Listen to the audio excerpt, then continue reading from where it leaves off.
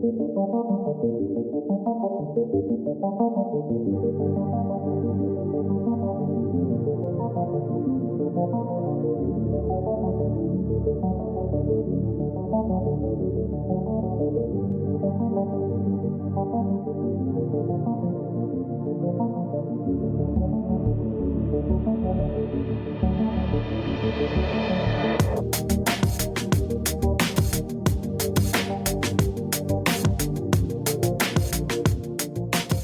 and welcome to the Midweek Mashed Tattie Sportscast. This is the Aftermash.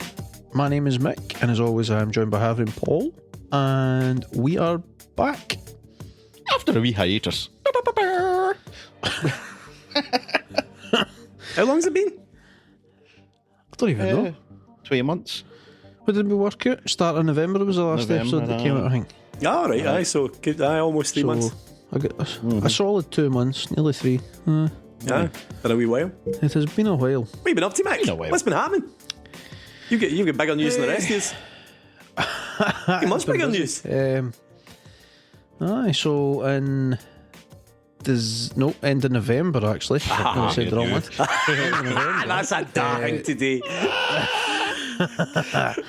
Honestly, time is just mushed. Like, man, the last 8 weeks, or 8 weeks, just flew by. So end of November, the missus had our second child, and it's a long story, but many ups and downs. But we're at home, happy and healthy, and we've got a wee girl and a wee boy now. And like 8 weeks or so later, I'm trying to get back into normal life.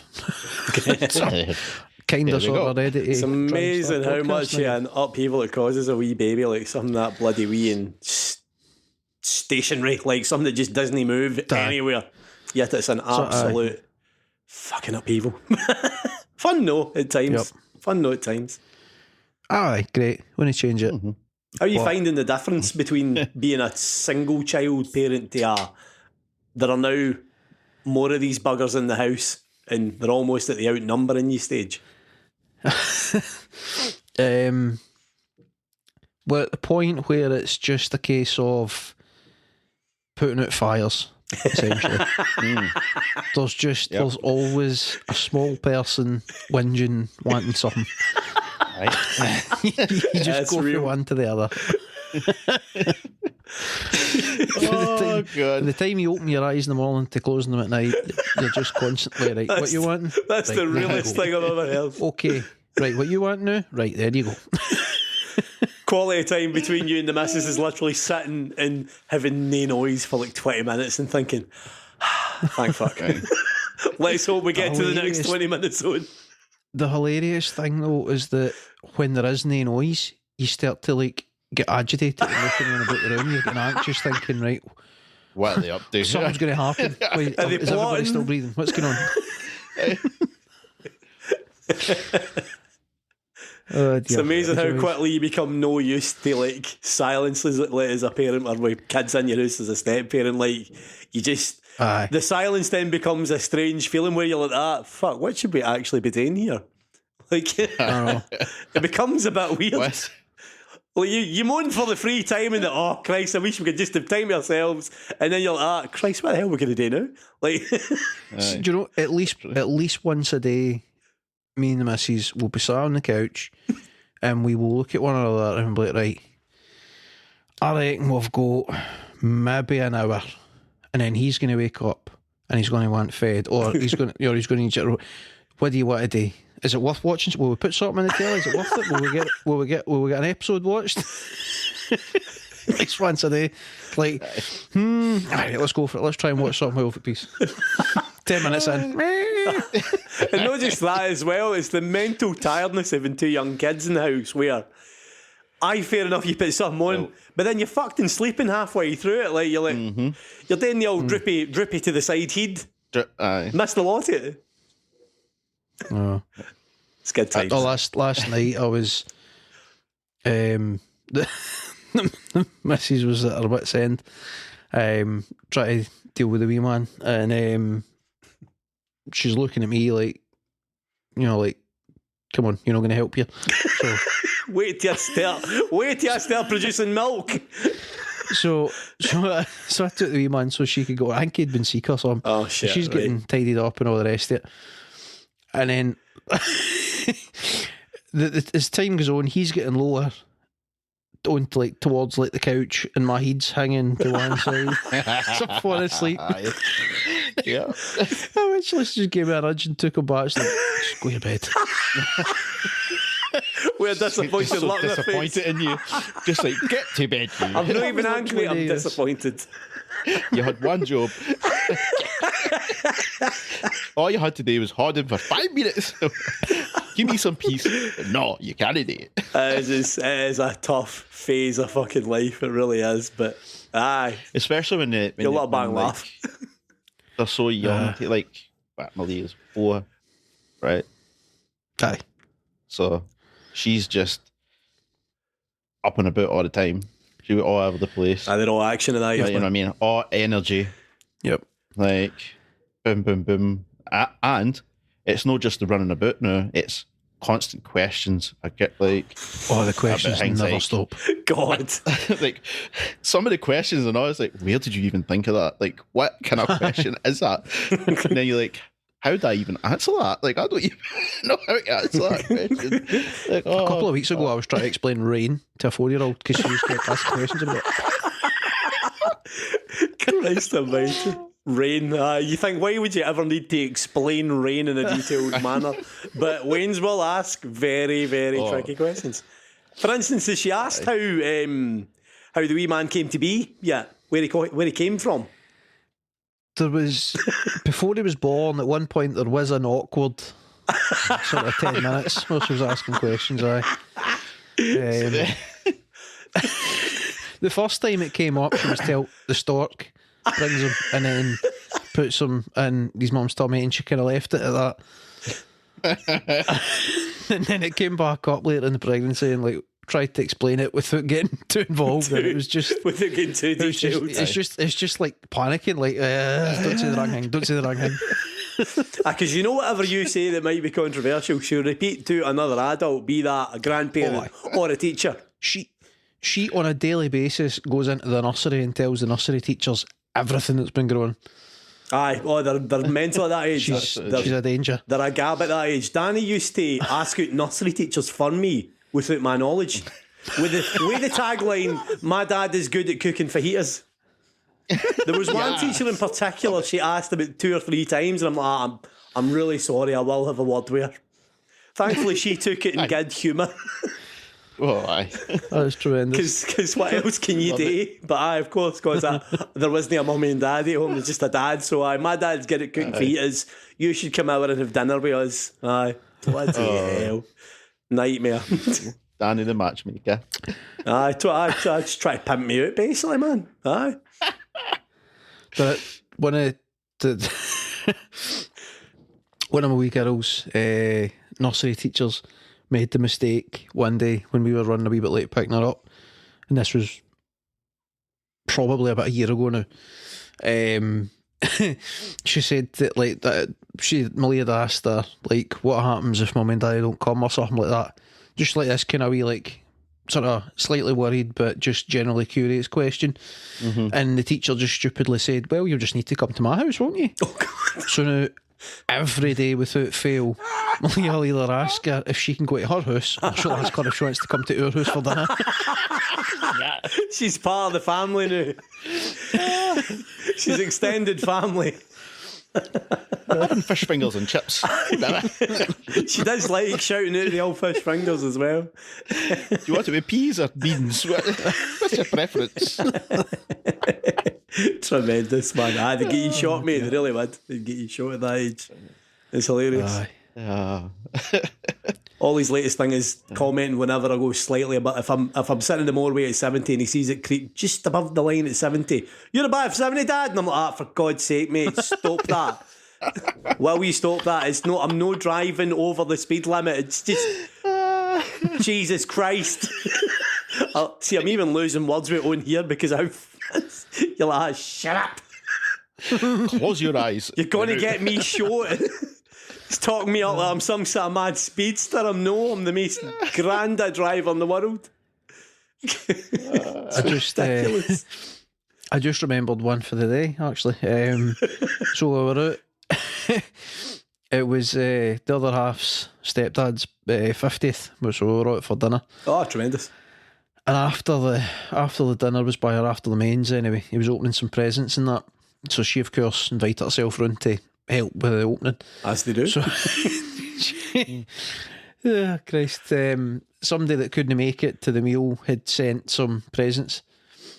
And there was a nice birthday card, and it happened to have a £50 note in it. Right. Oh. Well, I say it happened to, obviously they put it in, like there wasn't an accident. But, so of course, Leo opens this and she goes, "Oh, there's money in it!" Immediately takes the money, flings the card at her papa, strolls round to the other side of the table and hands the money to her gran and goes, "There, gran, you keep that for me." Genius, man. She knows the dynamic. Oh, God. If it's the man's money, it's the woman's money too. Well done, Hen. That's funny. Tremendous, man. Okay. Right. So now that we've got the, I don't know, particulars out the way. Aye. That was an important update. So we are back-ish, sort of. We'll try to find my feet again. For the time being, we have a rough plan for which we shall put out one weekly episode of The Aftermash. The sort of weekly episodes that we have previously been doing, MMA Mash, AW Mash, and usually it'd be the Moto Mash or right? Aye. Moto Mash, Soccer Mash, all the various varieties of Mash. They may or may not come back over time. For now, though, time is of a premium, specifically for me, but for us in general, especially with us working in two different time zones. Life gets in the way. It was proving more and more difficult as time went on to basically align the schedules and get the episodes recorded and produced every week. Yep. And then now that I've got an extra wee whinger in the house, it's going to be a lot harder to manage. Extra bundle of joy, okay? Bundle of joy, yeah, sorry, I misspoke. Apple of my eye. Oh, they kind of pat. Oh, they kind of nice quotes. Even if you say it through. So yes, for the time being, it will be one episode per week. We're going to go after MASH, and that just kind of gives us a wee bit of freedom to talk sports, but also just whatever else is going on in our lives, going on in the news, etc. We have an episode per week for the next wee while we work our way back into things. And then if we have the time to do extra stuff, we most certainly will. But aye, that's the rough plan. So, shall we... Well, what even are we doing? Are we talking about some sports? What are we doing? Well, I just want to get it off my chest first, by the way, that I bought a game called The Elden Ring, and I want to rename the game as Buyer's Remorse, because can I play this? Can I shite? This is the toughest computer game I've ever played in my life. Have you ever had a computer game where it takes you 90 minutes to get past the tutorial without dying? Oh, that's brutal. No, I'm not kidding. I've not touched it for 3 weeks now, and I just want to get rid of it. Curiosity. What difficulty level have you got on? Mate, it doesn't have a difficulty level. It just starts you in with good luck, shit breaks, and that's you. Lovely. Okay. You're no sooner are you through this horrible tutorial, are you met with a flaming horse and a man on top of this horse that is 30 foot tall. Dude, you died. You died. I'm not joking. I give in. I just wanted to put it out there. It's the coolest game ever, and it looks great. I wish I could play it. I can't. I'm probably showing my age there. What kind of game is it? Is it like sort of role playing thing? It's like a kind of. I suppose it's like a kind of. What would you describe it as? Like a free roaming sort of sword fighting, or sort of just like you're fighting bosses and fighting monsters and stuff. Sort of like God of War, but without the kind of the gradual increase in difficulty as you get through the game. It is you're straight on to you're going to die in 3 seconds if you don't do everything perfectly. And nice. Aye, great. I mean, honestly, beautiful game, gorgeous, but hate it. just needed to get that out there into the ether, lads. So don't buy it, for God's sake. Just buy God of War Ragnarok. Yeah. That's an actual fucking good, Aye. Elden Ring action role playing game. Aye. I mean, I just. You said it's a 30-foot man. What fucking size is the horse? Exactly. 30 fat. Yeah, right, okay. You've no idea. It's a horse. These monsters in this horse. game. It's so cool. It's so detailed, but sweet Jesus. I've actually seen not play it.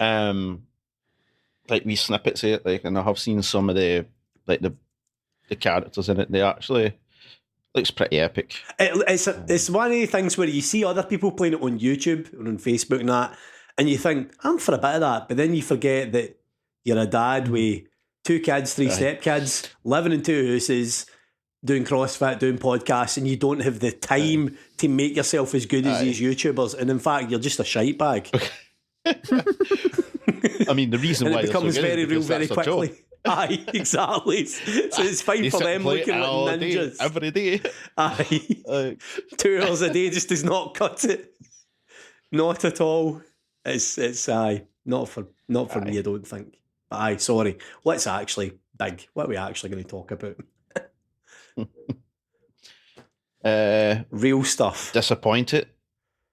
I'm disappointed. What are you disappointed with, are we? I'm not going to get to see potentially one of the best fights ever in the UFC. Ngannou Jones? Yes. That's a big thing to talk about, isn't it? I would describe that as possibly the most intriguing matchup that they could have ever had. And it's now gone. And they've took it away. Took it away because, well, not even fine. Let's do a wee bit of MMA then, seeing as you bring it up. So before we go into the weekend's fights, of which there were many. Just a damn shame, man. So essentially, the cliff notes, let's not go too deep, but the cliff notes, Francis Ngannou was asking for some things that are seemingly very fair in his new contract. His deal was up. He was tied in with the UFC because of the Champions Clause. Technically speaking, how legally binding that would prove to be if it was challenged, I don't know. But nevertheless, it is a thing. And so essentially, Ngannou was in a point where the only thing he could do was negotiate a new contract because he had to continue fighting for the UFC. He couldn't go elsewhere. So that was because he was sitting heavyweight champion. So that's maybe another cliff note to add, by the way, is that Francis Ngannou, UFC heavyweight champion, premier organisation in MMA. Yeah. Just in case with new listeners. Well, I suppose if you're new and you don't care about MMA when you're trying to keep up. Fair enough. UFC premier organisation within MMA. Francis Ngannou has risen to be the heavyweight champion within said organisation, has been the last couple of years. So essentially, he's the baddest man on the planet, is the term that's been used for the last few years for said person. As it says, the only thing he could do was negotiate his contract. It dragged on for a good wee bit. He was also dealing with a knee injury, which is well on its way to being fully healed. And the UFC was just trying to fling money at Ngannou and get him to sign just a very non-inclusive, that's not the right word, very exclusive deal. Just, you can only fight with us. You're not getting anything else that you want. Here's a lot of money. Just fight. He didn't want that. He was saying it's not about the money. He was wanting to have, he's wanting a pension. He's wanting healthcare, life insurance, all these different things. Things that would be very fair, especially in America because of the way they work. Like, very common to have employer health insurance and all these sort of things when you've got a decent job. And the UFC just was not playing ball on it, to the point where they allegedly according to Dana White, offered him more money than they've ever offered a heavyweight champion, which, no for nothing, was apparently 8 million per fight. So it's not even like, we're not talking boxing money. We're not talking. Nothing close to it. No, you know what I mean? No, I mean, boxers will earn 10 times that potentially at the very top. So, yep. So yeah, that, like, very, like, a lot of money, but not good money for, when you put it in perspective. And Ngannou basically says, like, it's no about the money. These are the things that I want. I mean, in an ideal world, they would also want the ability to go and take boxing fights as well.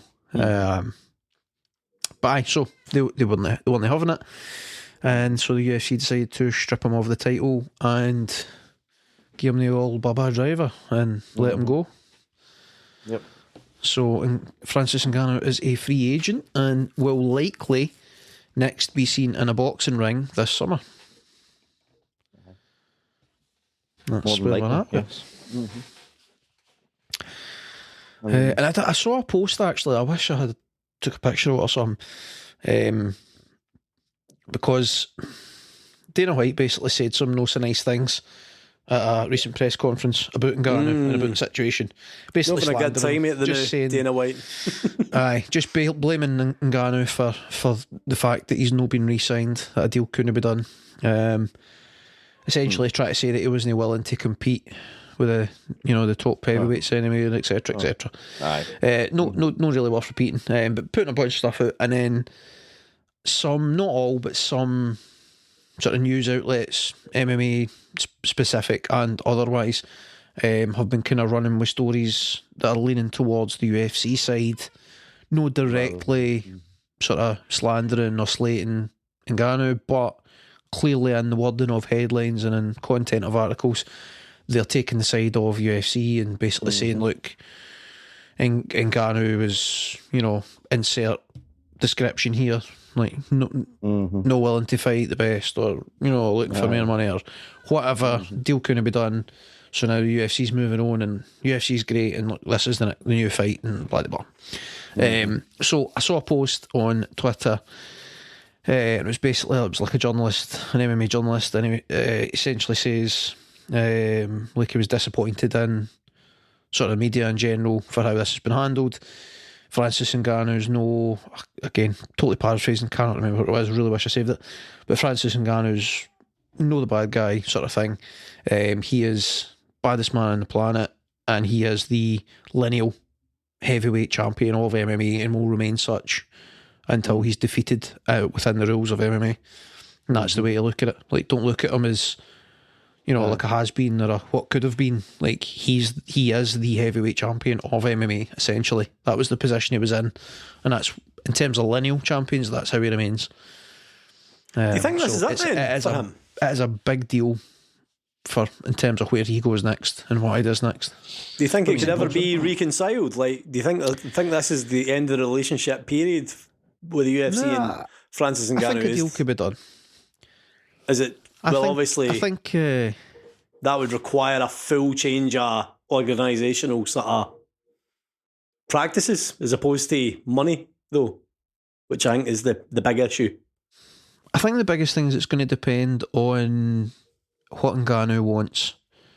So, will he, in the future, get to a point where he's willing to compromise his sort of morals and beliefs? And, like, let's say John Jones. So, again, I suppose worth noting, if you're just kind of trying to keep up with what we're on about and you don't actually follow me, John Jones is now going to so John Jones, former light heavyweight champion of MMA, former light heavyweight champion of UFC.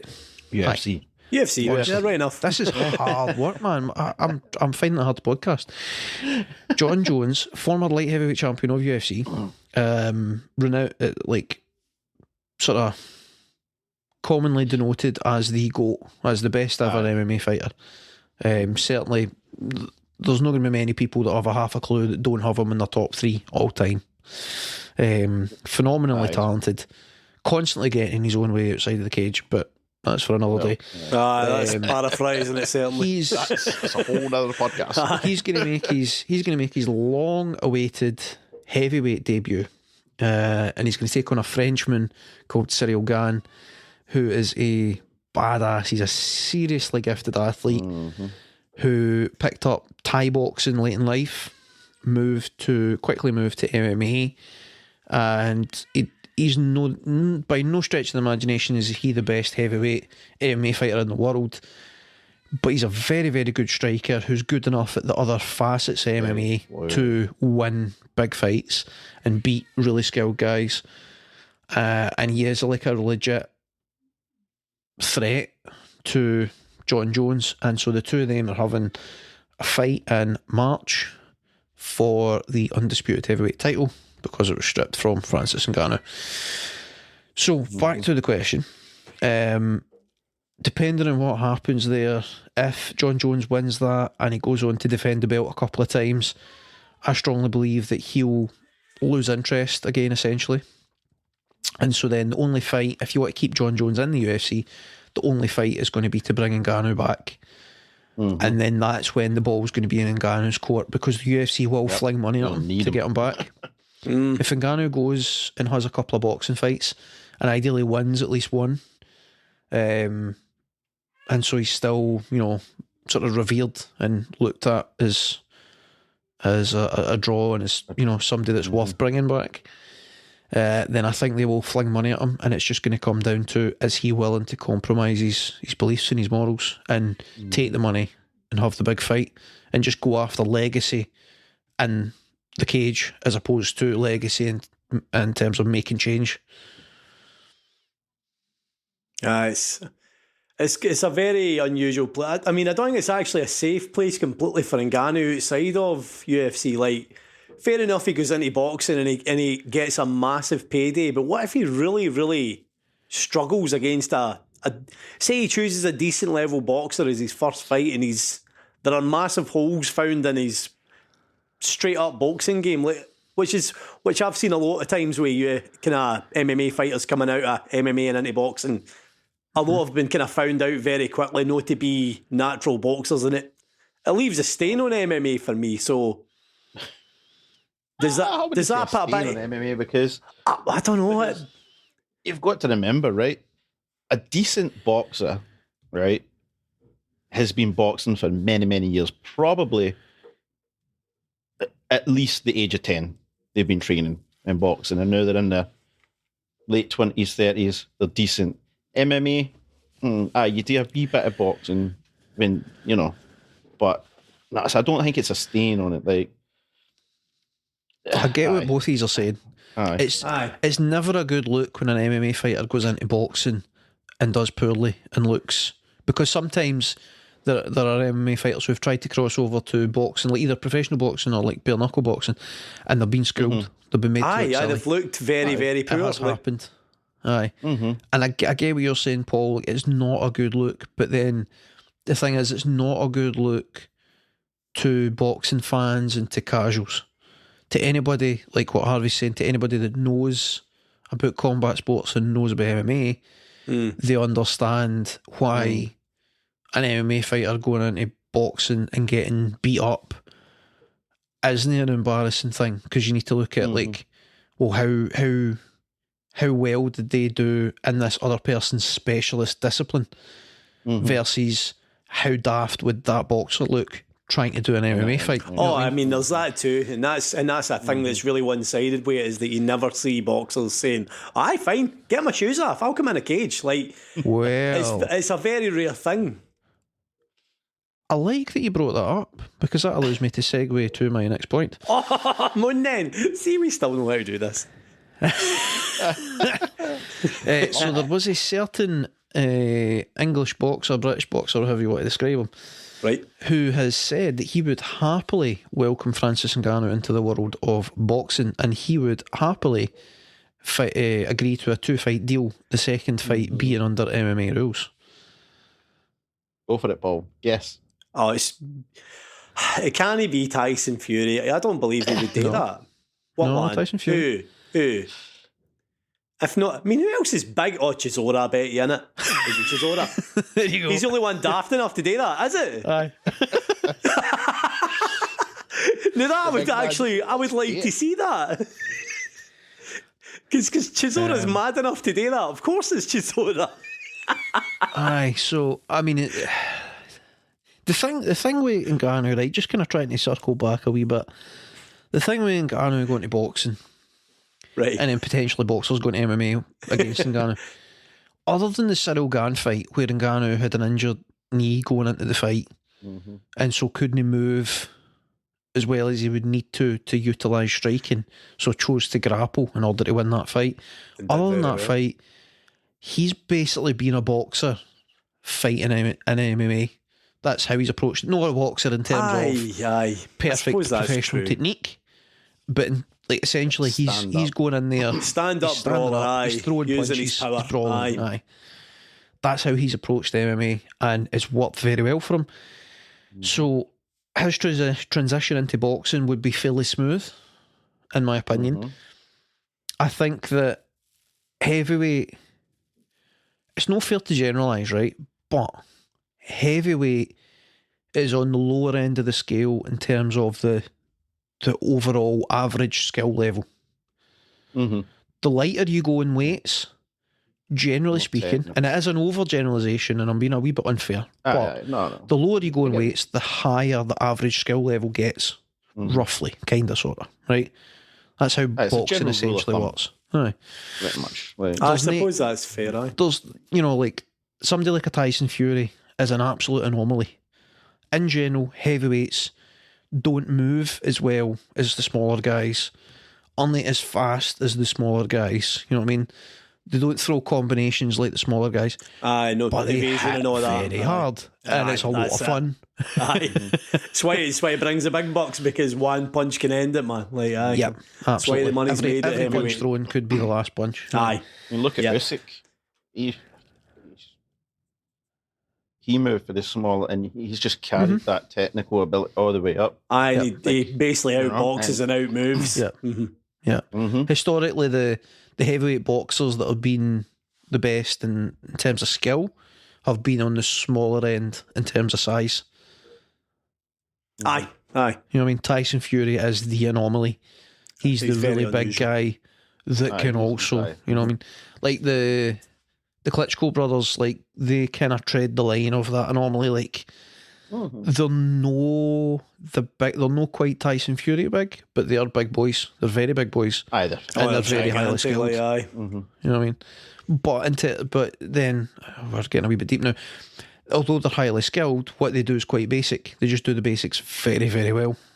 They basically ran boxing for nearly 10 years on having decent levels of skill to outmaneuver against big kind of lunging kind of brawlers. And they weren't even that fast though. That's the other thing. They were just so clever in it, so well versed in their movements, and they were just really I forget where we were going with this discussion. So obviously we're talking about skill set at a higher level of heavyweight boxing. Ngannou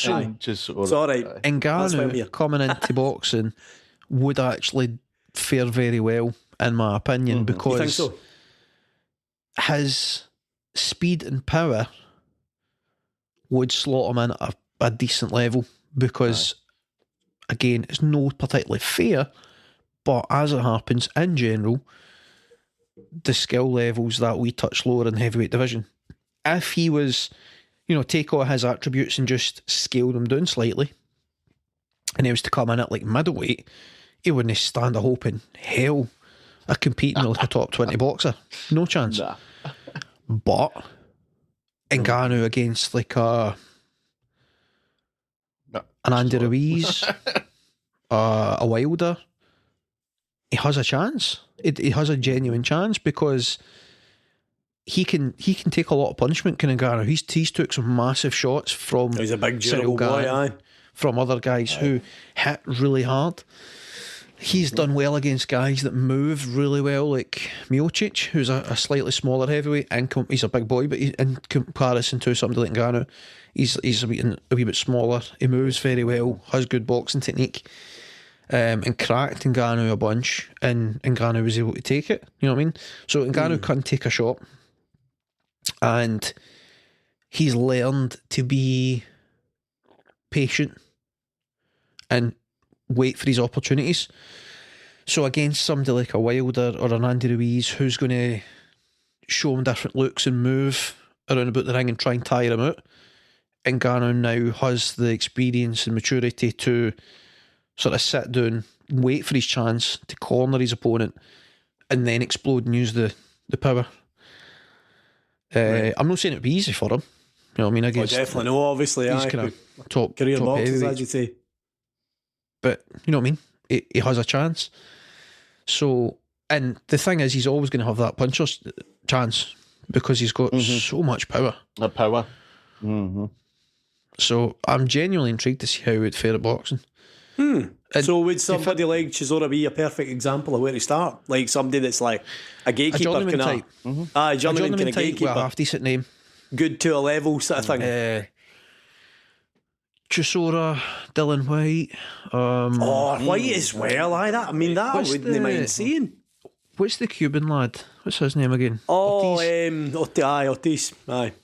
Him, like, you know what I mean? Guys that are they're good boxers, but their ceiling has been reached, kind of thing. Aye. You know what I mean? So they're kind of hat they've level. got a decent name, but they're safer fights for Ngannou versus like going straight into like a Tyson Fury. Aye. Because I mean that for me, if that's what happens, where he gets into this big sort of glamour sort of match straight away with like the world champion Tyson Fury, I feel like that's a bad step for him. Like, that's fair enough, he'd make a hell of a lot of money, but if he actually wants to have a crack at boxing and be successful as well as rich, then surely you can do what a lot of boxers do and you can go up through the levels. Work your way up. Aye. You're not just straight in to the boss, effectively. However, you don't want to play devil's advocate. To play devil's advocate, guys like Jake Paul have changed the game a wee bit in the sense of you can do a lot more with having a sort of celebrity appeal and having a big name and having a brand that's than true. You used to could. So Ngannou could just go in and like fight like some kind of random YouTuber or something, where he could go and fight Tyson Fury and lose, but say, you know, like I lasted X amount of rounds with the best boxer ever, the best heavyweight boxer ever. Or, you know, what for Conor McGregor, of course. Exactly, like Conor McGregor, Floyd Mayweather. Like 10 rounds with him. These options are there, and the thing is, genuinely, like if Ngannou had boxed Fury and made it to the end of the fight, that's a good look. Oh, definitely, aye. Even if he loses every round, that's a good look. He's made it to the end. Like, you know what I mean? Like, just the problem is that boxing's always doing a favour for MMA money wise. Like it's always an MMA guy that has to jump into boxing. Like, well, it's a weird irony that boxing brings the money in that equation. Aye, but MMA has the real challenge and the danger and the skill. Like, it was so much harder for a boxer to transition to MMA, but there's no need for any boxers to do that because the fame, the notoriety, most of all the money is in boxing. Not just that, mate, it's the matchmaking side of it as well in MMA. Like, that is so tough to allow anybody to rise to legendary status with a completely clean record. Like, how many is there, honestly, who sit with a zero apart from Khabib? Like, that's the only one I can think of that's an undefeated champion with over like 25 fights, whereas in boxing you've got boys going to 13-0 and they've never fought anybody you've ever heard of until the big fight, effectively. But they're making much more money. John Jones is he's the Mac Daddy when it comes to that. On paper, technically, he has a loss. Of course, it was a disqualification, wasn't it? Aye. Yeah. He got disqualified stupidly, and that's just down to a referee being inept, essentially. But in reality, like, he is, I don't even know what his number. He's had about 30 fights. I can't remember what the number, but he's had about 30 fights, and he hasn't. I don't think he's lost. Technically speaking, he's probably lost about 4 or 5 rounds in his entire career. That is ridiculous. Aye. Utterly ridiculous. Well, he's probably the only example of somebody so dominant, mate. Aye. Khabib, it's a tricky conversation with him. Most people idolise him and put him on a pedestal at this point. In my opinion, he's quite low down. I mean, he's in probably top 10 ever in terms of sort of GOAT talk, but he's quite low down in my list. And it's to do with the calibre of opponent. He didn't fight really good guys until his last few fights. His record is sort of somewhat accidentally padded. It's no padded in the sense of opponents were handpicked. It's just that the circuit that he came up on, the calibre of opponent wasn't the UFC. You know what I mean? I can yes and no with that. Even when he got to the UFC, he fought a lot of sort of lower guys before he made the jump.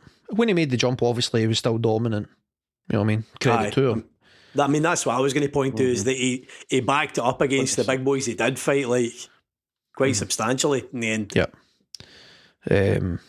It's with Khabib, it's kind of similar to Fedor. Fedor Emelianenko was always the one that was he's talked about as the best heavyweight ever and all the rest of it, but he never made the leap to go to the UFC, and it was through politics that he never did it. But because in his time, his era, the best heavyweights were in the UFC. That was the common belief. And so he never went there. So how could he be the best? But he is sort of thought of as the best, and it's just that kind of what if. You know what I mean? But anyway, we're 26-1. Disappearing doing an old rabbit. Oh, John Jones, right. So, okay, so he's not quite at 30 fights for John Jones. But John Jones' list of opponents is donkulous, man. The amount of former champions he's fought is ridiculous. Aye, but what you're saying is right. Like, he does have an unusually like champions in UFC. Look at Glover Teixeira, obviously, who retired last night. I mean, he had 10 losses he's had in his career, but yeah, he's still seen as a tremendously good MMA fighter. In boxing, if you've got 10 losses, you're not even talked about. Aye. Basically, with a lot of cases, like, you must be shite if you're a boxer with 10 losses. Like, it's a totally different thing altogether with MMA and boxing in that sense. Yep. Is that worth talking about, by the way? Because did you watch that last night, the UFC card in Brazil? Yes, I've seen the fights, yep. You caught up with it, aye? What's your thoughts? Well, we're eating up time here. This is turning. Oh, I know it's turning into MMA. I know, but hey, it's not one. It's literally just happened. It was exciting. I don't mind talking about it. Like, but there was some cracking fights on there, man.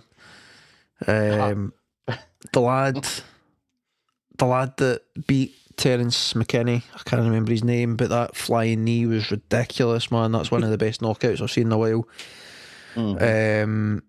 The Shogun fight was sort of borderline emotional. It's a bit sad for me as a fan, because I've watched Shogun fight for years, like a lot of years. Like, he came through Pride. He was an absolute warrior in Pride for years before he went to UFC, and then I think he's been with the UFC for about 15, 16 years.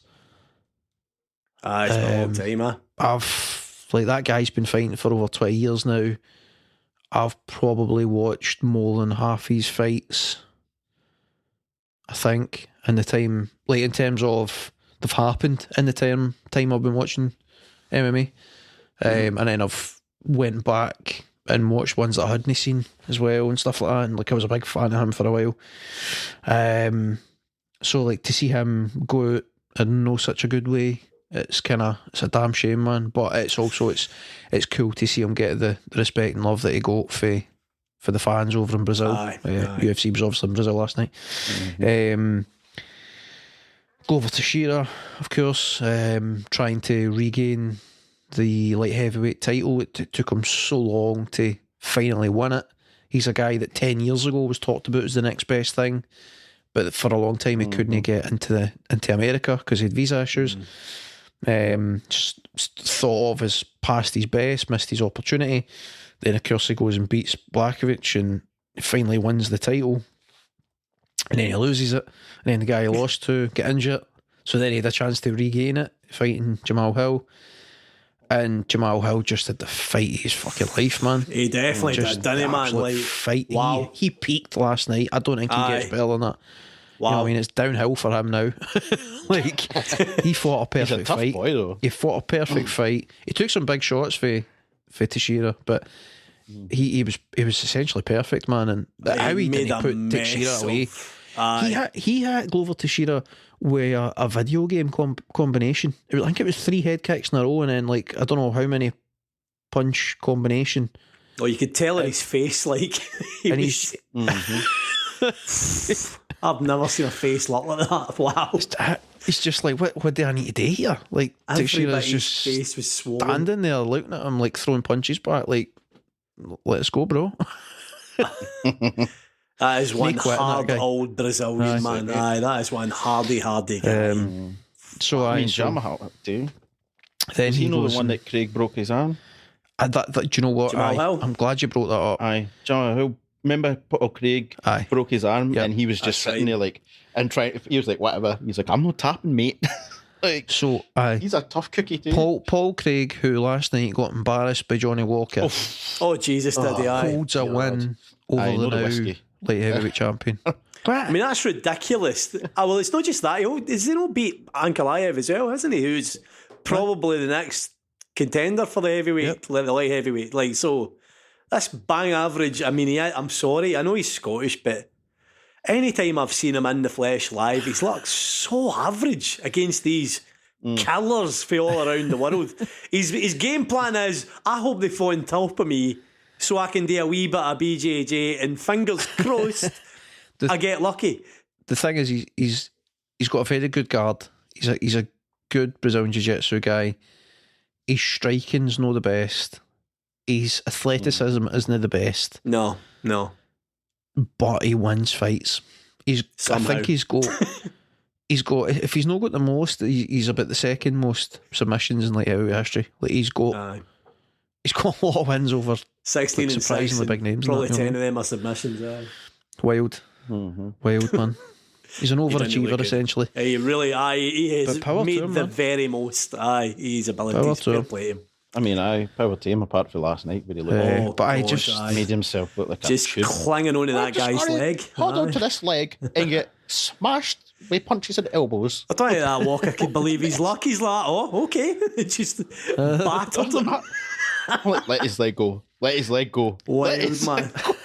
So I was watching it on my phone this morning saying the exact same thing. For Christ's sake, let that go. The leg's not attacking you. It's the rest of him that's the problem.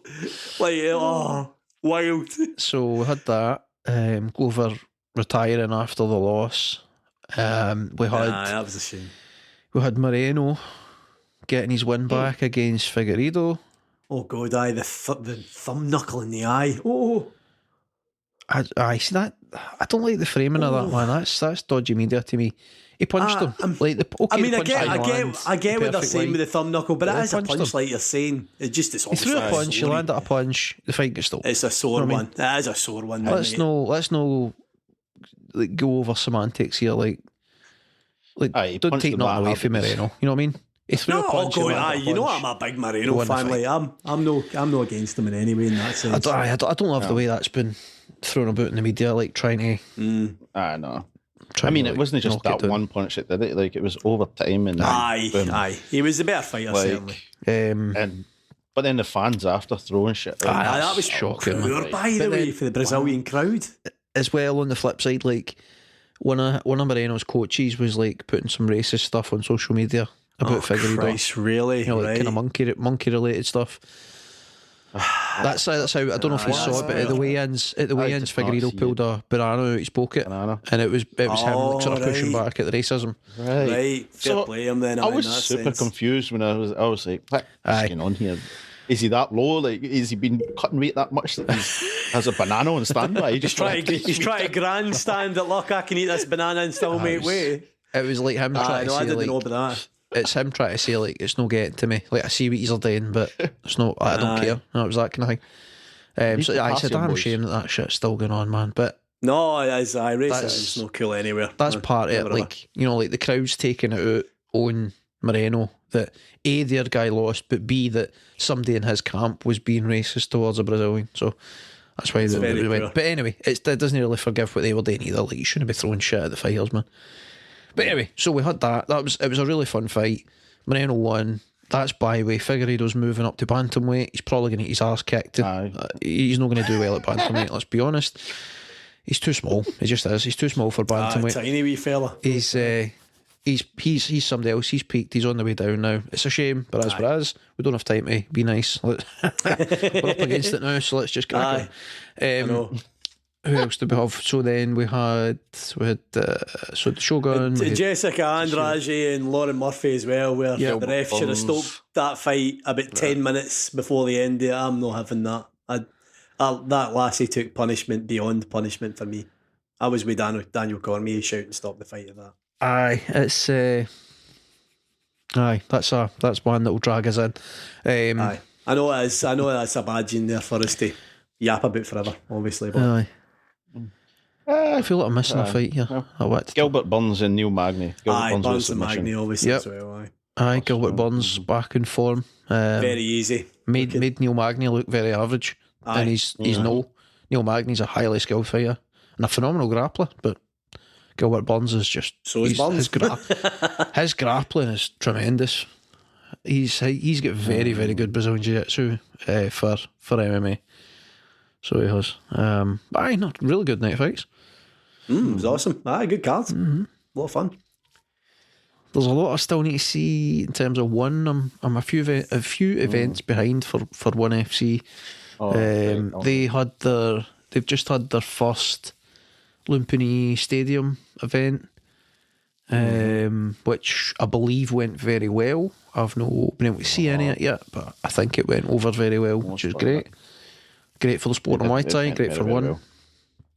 But the big thing though that they won, they just announced that they're going to do a 16 fight, like open weight class. Oh, the tournament. So what is this kickboxing? This open weight tournament? Is that what it is? Is it Muay Thai? It's a Muay Thai. Muay right? Thai. So it's Muay Thai, Muay Thai open weight. So anybody, any weight class, right? There's no weight class. It's open weight. It's old school as fuck, man. That's a throwback. Like, what is it? Is it $1 million? Any weight? $1 million for the winner? $1 million US. $1 million US dollars for the winner. And I saw that's Mortal Kombat vibes right there, isn't it, man? Oh, mate. We've spoke about boys with 6 arms turning up to that. It's Kumite level, isn't it? On MMA Mash, we've spoke before about Liam Harrison. British Thai boxer. He's a wee dynamo, man. He's great. He's a funny wee guy as well, but phenomenal fighter. He's been out with a knee injury, and fans, once this was announced, like fans have been on him, like, oh, you can enter this, like, you'll be amazing, you should do it.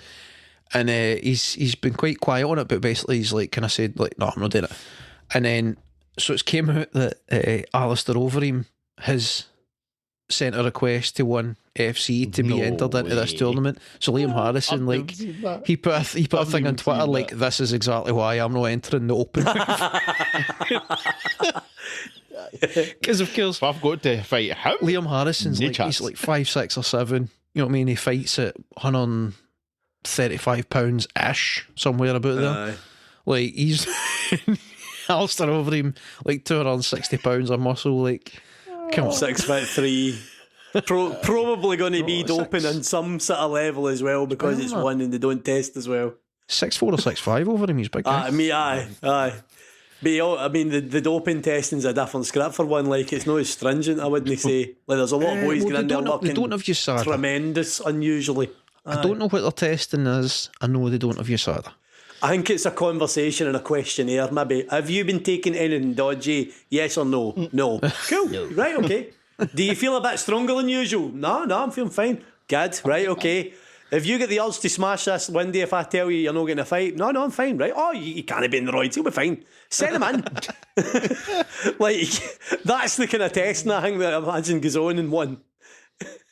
The Rubik's Cube test. Aye. It's no how fast can you solve it, it's how long can you last before you bounce it off the wall. Before you kick fuck out of it, before you crush it in your hands. If you can last more than 30 seconds, and there's no way you're on the roids. 31 seconds. That's a Rubik's Cube everywhere. He's fine, he's good. He's alright. If five And you go- seconds in, you're fucking squeezing it to dust, and it's like, oh, nah, out. Nah, he's been in Mexico for these supplements. He can't fight. Oh man, It's a definite Rodang no. would take that fight though. You could see him going for it, man. Rodang's crazy, man. Just Yeah. wailing on about Wolverine's legs. I'll take this fight. Jesus, man, aye. It would be interesting to see the best wee guy against this giant man to see what happens. It's like bloody like the likes of Pride back in the day, innit? Like in Japan, obviously. Well, that's when they sent Bob Sapp in to just attack folk. That is the thing. I mean, in the early days of UFC, it was like that too. Well, it was. You had the sumos and the boys and geese and all that, like Gracie, obviously. One boxing glove on this one, none on that. That's the weirdest thing. One boxing glove on. Oh, Watch out for that one. It's got a glove in it. Do you know that there's a there's like a meme? urban myth. There's an urban myth. An urban meme. That guy did that on like a bit of a kind of throwaway comment, like somebody like he was a boxer coming into it, and I think he'd intended in doing it like with wraps on or bare hands, and somebody supposedly said to him like, do you know what you should do? Like you should put one glove on because then you can still box, but you've got the other one to grab onto them. And he was like, oh, that's a good idea. Not bad, aye. never thought of it. I mean, did he get in the cage and the other boy took the shirt off and he's like, shit. And then he grabbed on and that's when the freeze frame happened and the narrator said, and it was at this point that he knew he fucked up. Or, you're probably wondering how I got here. Aye. Teenage Wasteland in the background playing. Oh dear. Good times. Aye, let's maybe see if there's anything else. Anything else we want to touch on before we finish up? Quickly before we go, well, I'll tell you, talking about touching, by the way. I suppose that's inappropriate touching. Well, this is Midweek Mashed Tattie. I'm going to end the podcast here before Paul says something inappropriate. Let's go here before Paul brings up Vince McMahon. What about him, man? Chairman of the WWE, billionaire. Do you know what? I don't think we've got time to like. If you want to do some cliff notes, go for it. But that's an hour in itself. Hit it a sentence and then we'll leave it at that. How a sentence to two E's, because it's ridiculous. We all knew it was coming. It's ridiculous. There we go. We all knew it was only a matter of time before he came back. It was just the facade. Let that shit settle down, and then he will be back. We knew it was happening, and it's happened. Yeah. Sorry. We're not that surprised. There's no surprises. No. Aye. What is peculiar is it basically follows the plot of that show that Brian Cox is in. Is it, what's it called again? Succession. Okay. American drama, kind of comedy drama, Succession. It's about a kind of never heard it. media. How have you never heard it? It's a kind of media magnate, like a very successful media magnate who is wrestling to keep control of his multinational company. And it's revealed by a board member that he's in fact been a bit dodgy with the old sexual harassment. But then he regains control and privatises the company in order to stop said investigations on himself effectively and to run the company as he sees fit. This plot for this show has basically been airdropped into real life with the World Wrestling Entertainment Company and Vince McMahon. It's wild. See, he just paid off another woman as well, obviously. Know the show, by the way, Vince McMahon. He's only just returned, and it's came out that he's just in the last in the last few days, I think. I settled paid off referee for WWE. Somebody that I think it was former referee, former referee that had made allegations in the 80s. Aye. Mm-hmm. Jesus. I'm sorry, if you're an honest person, you're not paying a penny. It's weird. No. I know America's a very litigious country and there's a lot of settling, but there's going to be a bit of an admission of guilt there if you're quite happy paying a couple of million as opposed to living like... Well, that's the thing. In a country like America, where lawsuits are so prevalent, when you've got the money and the resources that he has to be able to fight a lawsuit, Why would you pay millions? Why'd you pay him? Aye, and that too. By to the way. hush something when you can just let it go through the court and pay a few grand in legal fees? Because what happens then is that their legal team has precedent to literally go through everything about that business. And that's where the way it's been problem run and is. stuff.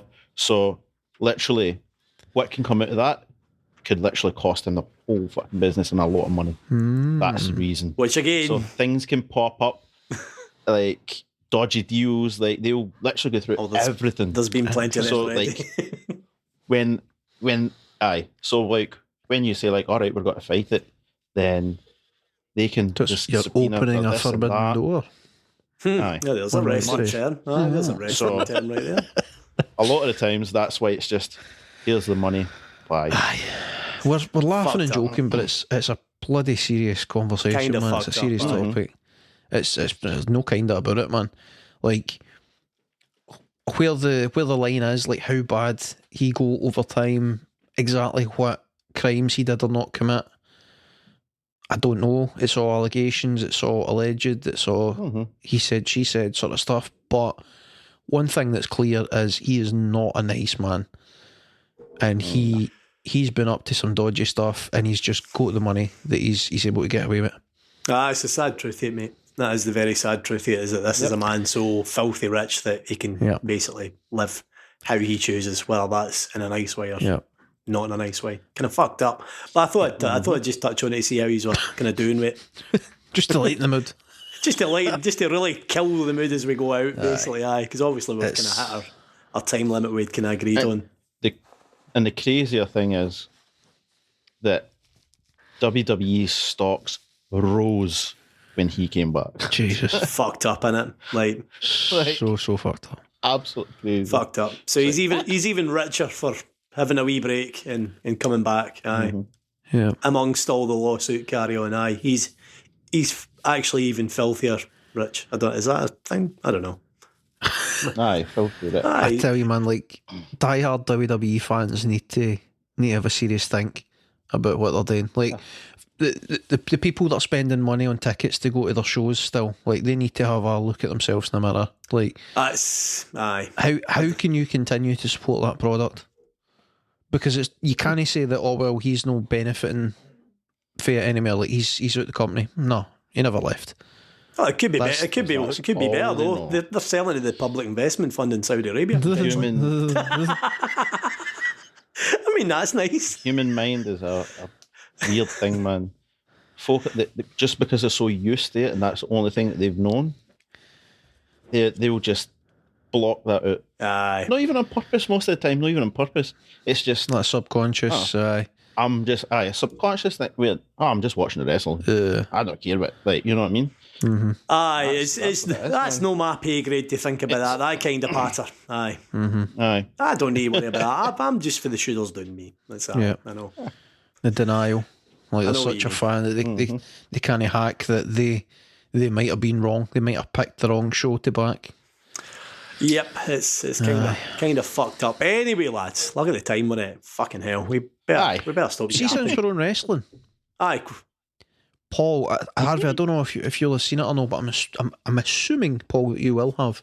go for it. Was it Friday night maybe? Last couple of days, there was the second Wrestle Kingdom show. From New Japan. And there was a tag match that featured, on one side, one half of the team was Okada, Kazuchika Okada. On the other team, essentially it was like kind of New Japan versus Noah. Oh, sort of deal. nice. It was Noah, right? Okay. I know they were. I'd heard they were doing something like that. Aye. I was wondering like what they were actually going to do. Anyway, so one side it had Okada. So you've not seen this, it would seem. I haven't, mate. So you had Okada. No. I would actually let me see if I can quickly find this then. Rather than me try to remember names and everything else, seeing as you don't actually know what I'm talking about and you can't help me out with names. On it, right? Let me find a video and send it your way.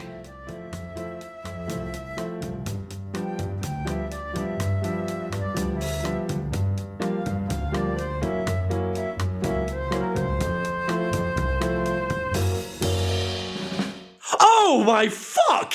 Wow. Yeah. Sorry, I'm just. Aye, what the?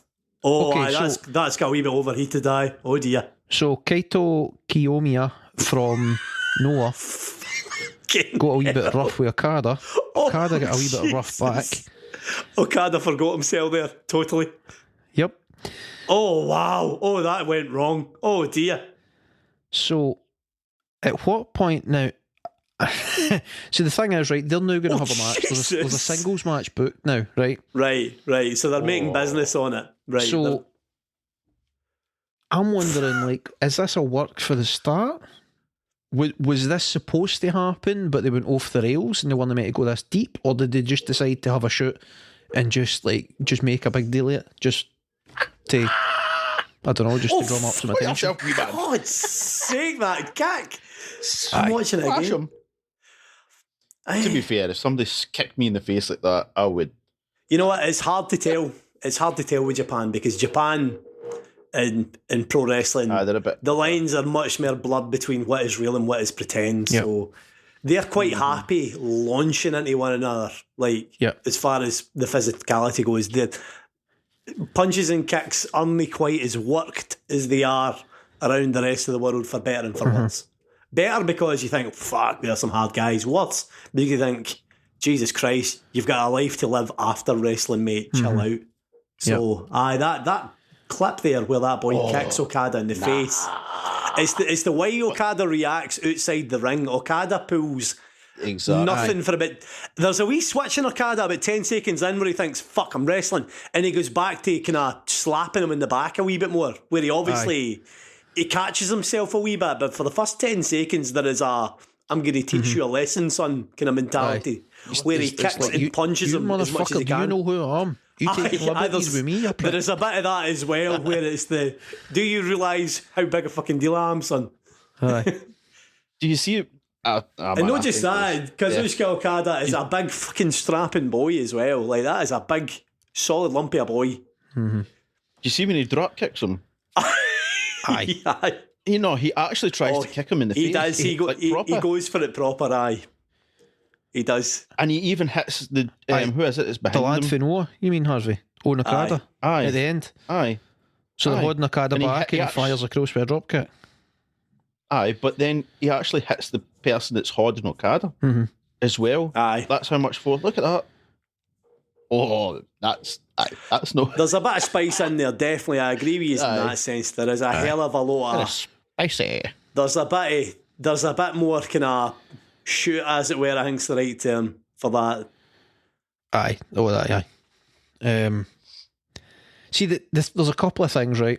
So there's a couple of points where there's strikes, sort of hand strikes, and it's slaps rather than punches for both of them. There's a couple of kicks. But he tries to soccer kick him while he's down as well. Aye, but sorry. Did he though? Or did he pull it? See, there's wee things where I'm like, Aye. There's definitely been a loss of control for either, but there is times where they've kind of clicked back into, fuck, I'm a pro wrestler, I'm not a fighter. See, to make this more interesting though, they pulled the match. So see, after all that, they disqualified both guys and ended the match. Oh. Which really makes you wonder. So, I mean... Did they just realise, shit, there's no way these idiots are going to be able to finish this match cleanly? This has went wrong. Aye. These boys aren't doing business with one another, as opposed to... And then there's another clip, if you go looking, so if you just search Okada on Twitter, you'll probably be able to find it. Right. It's a wee clip where they tried to talk to him backstage and he knocks a camera out of a guy's hand. Oh, he's absolutely livid. He's had enough, right? Oh my God. Absolutely livid, storming down the corridor. And it's either he's acting as phenomenal or he's genuinely pissed off. Aye, pissed off. Aye, there could be a bit of that, I think. Like, I've just seen the reaction backstage and you can see the mark on his face where he's been drop kicked. Oh, and he's screaming, raging. Oh, that isn't he? Aye. I don't know. Look, see the big thing, the bottom line here is they could make so much money out of this in Japan as an actual promotion versus promotion war. Like, I don't know how deep they're going to go, but like the match has been signed. They're doing a singles match now. Do we see if is there a date on it? There is. So 21st of February in the Tokyo Dome, no less. They're doing Pro Wrestling Last Love. So the main event is Kazuchika Okada versus Kaito Kiyomiya. I know pronunciations. He seems like quite a young lad as well, him, Kaito. Again, you wonder if that's part of a working relationship to kind of raise up Noah a wee bit, or to, obviously this guy's this fella's a kind of big deal, but oh man, that got real. Like, if it's all been planned, then kudos to him. They made it look real. Like, and do you know? Here's the thing, though, right? Like, I believed it there when I watched that. After seeing that, you want to bet I'm watching this when that's on. Oh, totally, aye. I mean, I'm interested, like, aye. So if it's all work, it has worked. Aye, it's got me. 21st of February. Mm-hmm. So, I mean, I'm interested, I've got to say. Mick, that was a tremendous find, mate. I'm genuinely buzzing for that. Fair play. Hope they're both all right, man, because that was stiff. Dear God. They had a wee go at one another. Well, that was tremendous. So I think that is about that for the podcast this week. Any final thoughts, lads? It's good to be back, lads. You'll know, like, what? Don't like it. Oh fuck! Right, Harvey's taking it up a notch. I just went with it's good to be back. No, it's brilliant to be back. It was really good to be back, and I'm worried to see what Harvey's about to say. Let's go, Harvey. What you saying? Oh no, I was just going to say Dana fucking White's a prick. Oh, right, okay. That's it. Right, okay. We never even go to slap fighting. That's next week. The universe. Oh, that's next week. Nah. You need to talk about it. You have to. Jesus. You have to talk about it. I mean, I didn't hear what you said. Slap fighting. The slap fight thing. Oh, no. If you bring it up, I'm sure we'll have a rant for you. That's all I want to hear is the rant, but no, next week. There is plenty of time. We've got all year. Tune in next week for me getting after it. We've got all year. If you're listening, Google slap fighting. Enjoy. Aye. See, Mick even agrees. Oh dear. So I hope you've stuck with us. It's thank you for coming back and listening. If you are listening, that's what's the old line I used to say. If you have been, thank you for listening. There you go. It is good to be back, and hopefully next week we can kind of go straight in without trying to find our way, and it'll be a wee bit less clunky and all the rest of it. But it's not quite, like the old riding. It's not like riding a bike. No, you forget how to speak and think at the same time. Having a conversation is much easier when you're not thinking about recording. Having a conversation. Yep, definitely. Bye. Hopefully we've knocked the ring rust off, and we'll be back swinging next week. So thank you very much for listening. I have been Mick, there have been Harvey and Paul. This has been the Aftermash. Off with the saying goodbye. Tattie Driver. Bye guys.